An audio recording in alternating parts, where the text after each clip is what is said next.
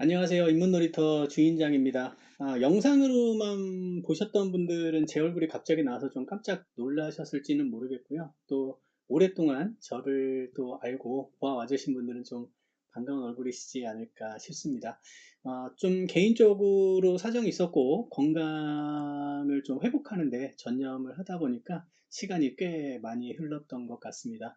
이제 시즌2 느낌으로 시작을 하려고 하고 있고요. 너무 감사드리는 것은 그간에 오래 기다려 주시고 그간에 또 구독자분들이 많이 적잖이 늘으셨습니다. 그래서 너무 감사드리고 또 죄송한 마음이 좀 있습니다.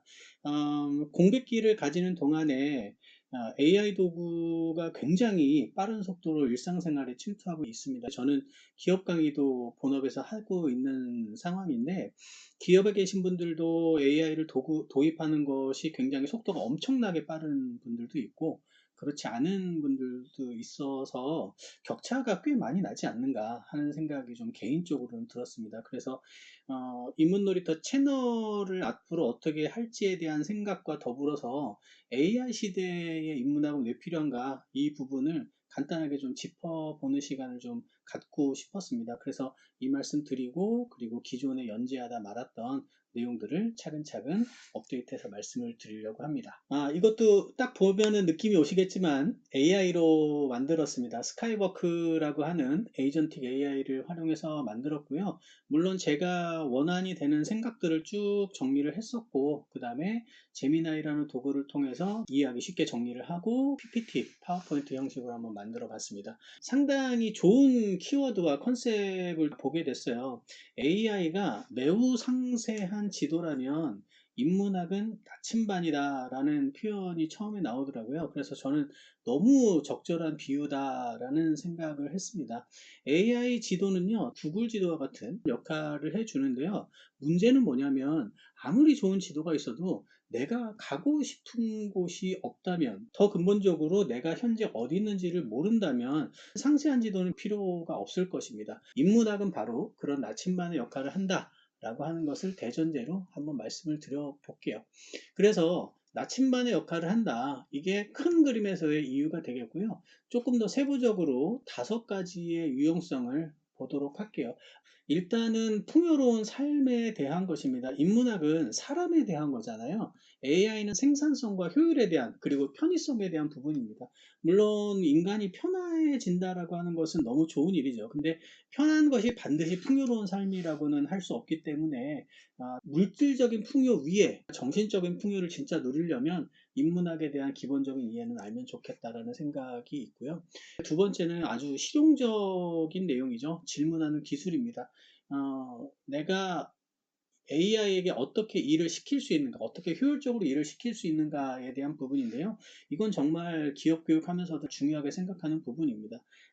AI가 도입이 되면서 바보가 되어가는 인간이 있고요. 더 똑똑해지는 인간이 있지 않나 하는 생각인데 그 중심에는 질문이 있고요. 질문을 잘하는 사람의 특징은 인문학적인 소양, 배경 지식이 많고 업무를 하는 경우에 업무에 대한 배경 이해가 상당히 많은 분들이 많이 있더라는 겁니다. 그래서 철학적 사유나 비판적인 사고나 여러 가지를 통합적으로 훈련을 했을 때 훨씬 더 좋은 프롬프트, 명령, 질문을 던질 수가 있겠고 당연히 더 좋은 결과를 얻을 수 있겠죠. 이런 것들이 빠졌을 때 어떤 문제가 있는지를 한번 보면은요. 정말 재밌는 사례가 있는 게 아마존이 이력서 심사 과정을 자동화하려고 도구를 개발을 했대요. 근데 기존에 입력했던 데이터들이 남성 중심적인 부분이 많이 있었다라는 거예요. 그래서 여성이라는 단어가 들어가는 것만으로도 이력서에서 감점이 있었다고 합니다. 이거는 해당되는 개인에게도 손해가 되지만 사실은 우수한 인재를 뽑으려고 했던 아마존이라는 기업의 입장에서도 엄청난 손실이 될 수 있었겠죠. 그 다음으로는 비판적인 문해력입니다. 이것도 질문과 더불어서 중요한 의미를 가진다고 할 수 있겠는데요. AI가 내는 결과물들을 보면 상당히 수준이 높습니다. 그런데 우리가 이해를 못해요. 그래서 우리는 선택을 해야 됩니다. 크게 3가지 선택지가 있는 것 같아요. 첫 번째는 그냥 이게 만약에 숙제라면 그냥 제출합니다. 보고서라면 그냥 제출합니다. 이런 선택지가 있겠고요.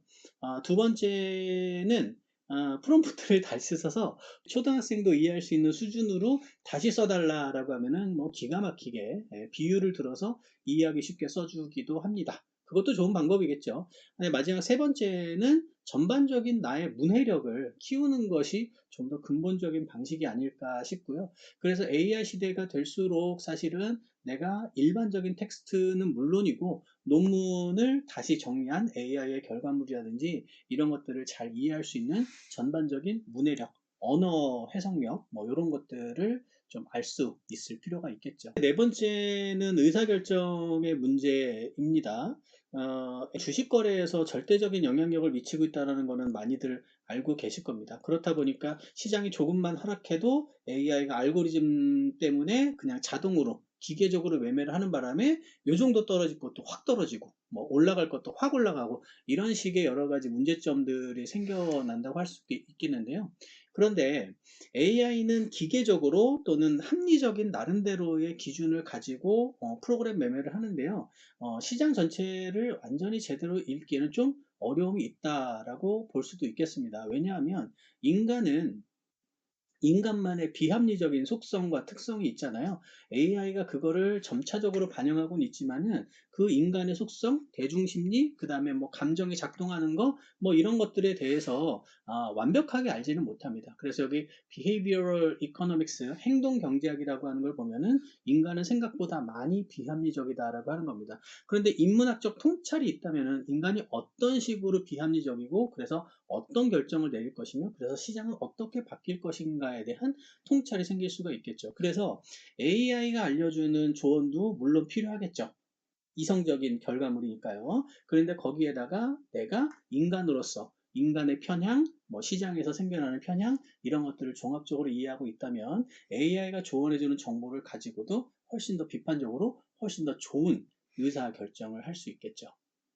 마지막으로는 인간의 주체성이라고 할 수 있겠습니다. AI가 인간을 대체하지 않을까 고민들을 많이 하죠. 5년에서 10년을 바라본다고 했을 때는 기업들이 정작 원하는 필요로 하는 인재는 누구냐라고 했을 때는 AI를 잘 다룬다 그런 인재만으로는 부족할 거라는 생각이 들지 않으십니까? AI를 그냥 잘 활용하는 걸 넘어서서 AI의 관리자가 되는 것 요것이 핵심적인 요소라고 할 수 있겠고요. 당연히 이것 또한 인문학적 소양을 필요로 한다라는 것이죠.